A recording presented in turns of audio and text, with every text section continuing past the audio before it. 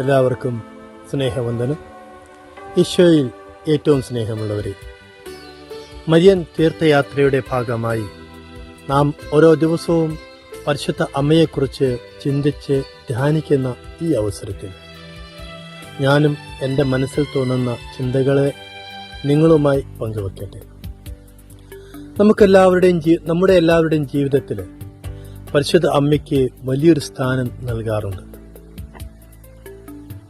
നമ്മുടെ ഓരോ പ്രവൃത്തികളിലും ഓരോ കാര്യം ചെയ്യുന്നതിന് മുൻപ് പരിശുദ്ധ അമ്മയോട് പറയുകയും പ്രാർത്ഥിക്കുകയും ചെയ്യാറുണ്ട്. അത് ചിലപ്പോൾ സ്നേഹത്തോടെ ആയിരിക്കാം, ദേഷ്യത്തോടെ ആയിരിക്കാം, പിണക്കത്തോടായിരിക്കാം, ഇണക്കത്തോടായിരിക്കാം. അതല്ലെങ്കിൽ നമ്മുടെ ഒരു സുഹൃത്തിനോടെന്ന പോലെയും ആയിരിക്കാം, നമ്മുടെ സ്വന്തം അമ്മയോട് എന്ന പോലെ ആയിരിക്കാം.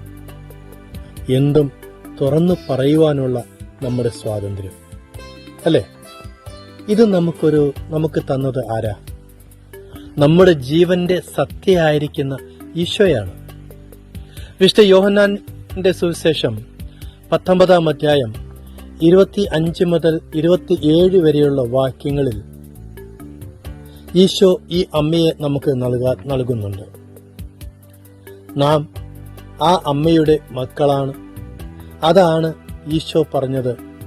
അമ്മയെ നോക്കിക്കൊണ്ട്, സ്ത്രീയെ, ഇതാ നിന്റെ മകൻ. എന്നിട്ട് ശിശുവിനോട് പറഞ്ഞു, ഇതാ നിന്റെ അമ്മ.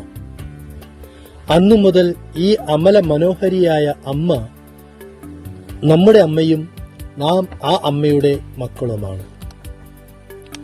നമ്മുടെ ഏത് സാഹചര്യത്തിലും, നമ്മുടെ ജീവിതത്തിന്റെ ഏത് സാഹചര്യത്തിലും നമുക്ക് തുണയായിരിക്കുന്ന അമ്മയെ നമുക്ക് മുറുകെ പിടിക്കാം.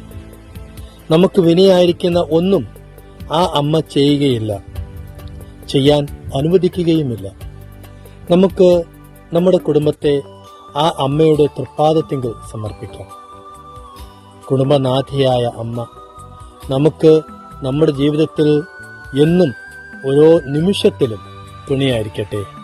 അതിനുവേണ്ടി ദൈവം നമ്മെ ധാരാളമായി അനുഗ്രഹിക്കട്ടെ.